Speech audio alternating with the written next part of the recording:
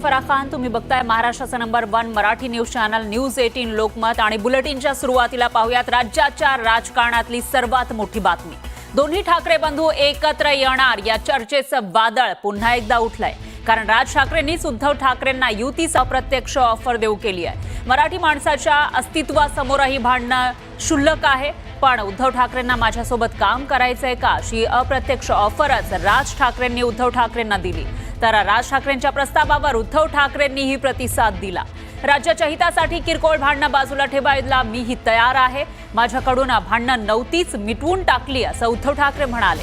त्यामुळे जुने वाद बाजूला सारून ठाकरे बंधू एकमेकांना पुन्हा टाळी देणार का, राज आणि उद्धव ठाकरे एकत्र येणार का, या आणि अशा विविध चर्चांना पुन्हा एकदा उधाण आलंय।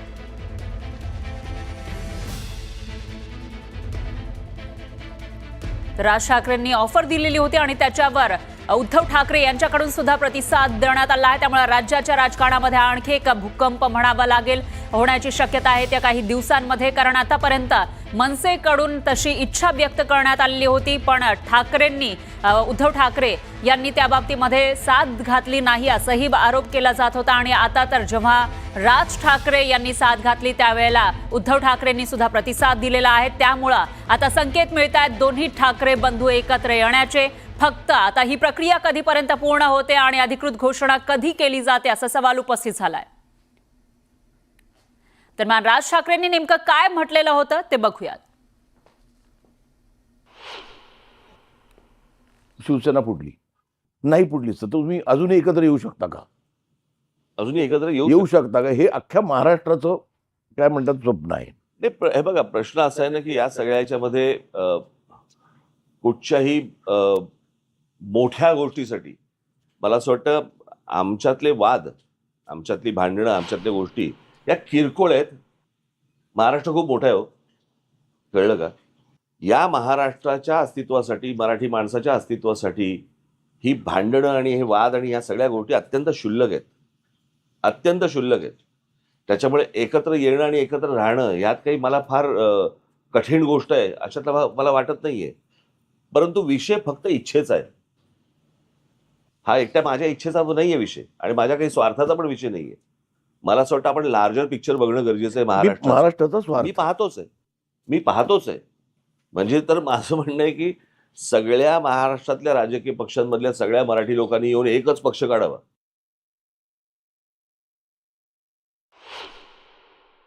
पण माझ्या मनामध्ये एकच गोष्ट होती, बाळासाहेब सोडून मी कोणाच्याही हाताखाली काम नाही करणार, कळलं का?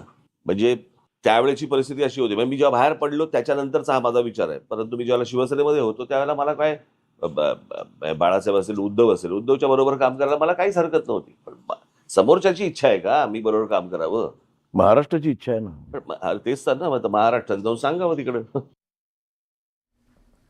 तर राज ठाकरेंच्या या विधानानंतर उद्धव ठाकरेंनी काय प्रतिक्रिया दिली आहे तीही बघूयात। की मराठीसाठी आणि महाराष्ट्राच्या हितासाठी अगदी किरकोळ भांडणं, तुम्ही बाहेर गेल्यानंतर बातम्या वाचल्यानंतर कळेल मी किरकोळ भांडणाचा संदर्भ काय आहे। किरकोळ भांडणं बाजूला ठेवायला मी सुद्धा तयार आहे आणि मी सुद्धा सर्व मराठी माणसांना या हितासाठी, महाराष्ट्राच्या हितासाठी, मराठीसाठी एकत्र येण्याचं आवाहन करतोय। पण माझी अट एक आहे की जेव्हा आम्ही लोकसभेच्या वेळेला सांगत होतो की अरे महाराष्ट्रातनं गुजरातमध्ये हे सगळे कारभार घेऊन जात आहेत, उद्योग घेऊन जात आहेत, तेव्हाच जर का विरोध केला असता तर आज ते सरकार तिकडे। तर याविषयी नाशिकमधील शिवसैनिकांच्या प्रतिक्रिया आपण जाणून घेणार आहोत आणि आपल्यासोबत आहेत प्रतिनिधी लक्ष्मण घाटोळ थेट नाशिकमधून। लक्ष्मण, काय सांगाल? एकीकडे दोन्ही ठाकरे बंधू हे एकत्र येणार अशी जोरदार चर्चा सुरू आहे आणि अशामध्येच आता शिवसैनिकांना याविषयी नेमकं काय वाटतंय?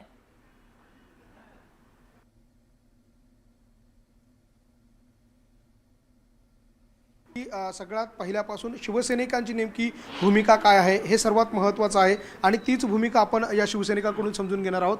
काय तुमची भूमिका आहे किंवा राज ठाकरे आणि उद्धव ठाकरे यांनी एकत्र यावं असं आपल्याला वाटतं का? 100% एकत्र यावा। आम्ही शिवसैनिक, आम्ही आदेशावर चालणारे लोक आहे। जो उद्धव साहेब निर्णय घेतील तो आम्हाला मान्य आहे, पण असं आमचं प्रामाणिक मत आहे की दोन्ही ठाकरे कुटुंब एकत्र आले पाहिजे। आपण वर्षानुवर्ष आंदोलनं करताय, रस्त्यावर उतरताय, मात्र हे दोन बंधू एक वेगवेगळे होते, इतर पक्षाला त्याचा फायदा होत होता, आता वाटतं महाराष्ट्राच्या हिताचा हा निर्णय असेल? 100% हा महाराष्ट्राचा हिताचा निर्णय असणार आहे. कारण उद्धव साहेब आणि राजसाहेब हे दोघे एकत्र यावे ही शिवसेना प्रमुखांची नेहमी इच्छा राहिलेली. आणि मराठी माणसासाठी जर दोघं बंधू एकत्र येत असतील तर आम्ही स्वागतच करणार आहेत. आणि उद्धव साहेबांचा जो आदेश असेल आम्ही त्याप्रमाणे काम चालू करू. तुम्ही अनेक वर्षांपासून शिवसेनेत आहात. आज ज्या पद्धतीची चर्चा महाराष्ट्रात होती आहे, आपल्याला एक शिवसैनिक म्हणून अर्थात उद्धव ठाकरेंचा शिवसैनिक म्हणून काय वाटतं, ह्या दोघा भावांनी एकत्र आल्यानंतर आपल्याला पक्षाला स्थानिक पातळीवर याचा फायदा होतो, राज्य पातळीवर होईल? खरं तर हा महाराष्ट्र छत्रपती शिवाजी महाराजांच्या विचारांवर चालणारा महाराष्ट्र आहे. या महाराष्ट्रात किती शहा आले आणि गेले तरी या महाराष्ट्राला काही फरक पडणार नाही. परंतु हुकुमशाहीला गाडण्याकरता जेव्हा दोन मावळे एकत्र येताना तेव्हा खरा इतिहास घडतो. आणि तेच आता माननीय उद्धवजी बाळासाहेब ठाकरे आणि राजसाहेब ठाकरे हा इतिहास घडवतील आणि हुकुमशाहीला महाराष्ट्रातून हद्दपार केल्याशिवाय राहणार नाही, हा आम्हाला ठाम विश्वास आहे. तुम्ही जुने शिवसैनिक आहात, काय वाटतं या सगळ्यावर? खूप आनंद होत आहे. आपले उद्धव साहेब आणि राजसाहेब एकत्र येत आहे, याच्यापेक्षा आनंदाचा शक्रायोग कोणता दुसरा? काय वाटतं दोघं भावांनी? दोघं भाऊ एकत्र आले तर मराठी माणसाचे एकत्र येतील सगळे. आपण बघतोय नाशिकमधल्या शिवसैनिकांच्या या वेगवेगळ्या प्रतिक्रिया आहे. दोघेही भावांनी एकत्र आलं तर निश्चितपणे फायदा जो आहे तो पुढच्या काळामध्ये या दोन्ही पक्षांना देखील होईल. आणि विशेषतः मराठी माणूस आणि शिवसेना आणि महाराष्ट्र नवनिर्माण सेना ही महाराष्ट्राच्या अस्मितेसाठी लढणारी ही दोन पक्ष आहे आणि ते एकत्र आले तर निश्चितपणे आनंद आहे, अशा प्रकारची भूमिका या सगळ्या शिवसैनिकांची आहे. एकूण जर आपण फरा बघितलं तर ही भूमिका जी शिवसैनिक व्यक्त करतायत ती महाराष्ट्रातला प्रत्येक मराठी माणूस जो आहे तो देखील व्यक्त करतोय की या दोन्ही ठाकरे बंधूंनी एकत्र यावं आणि महाराष्ट्राचा, मराठी माणसाचा जो अस्तित्वाचा, अस्मितेचा जो प्रश्न आहे तो त्यांनी पुढच्या काळामध्ये पुढे नेण्याची गरज आहे. निश्चितच लक्ष्मण, एकूणच असं म्हणता येईल की शिवसेनेमध्ये जे कार्यकर्ते आहेत, शिवसैनिक आहेत, त्यांच्या भावनेला खूप महत्त्व आहे आणि ते आपली भूमिका मांडताना दिसत आहेत. त्यामुळे आता जे पक्षप्रमुख आहेत ते याविषयी नेमका कधीपर्यंत निर्णय घेतात ते बघावं लागेल. धन्यवाद तुम्ही दिलेल्या या सविस्तर माहितीसाठी.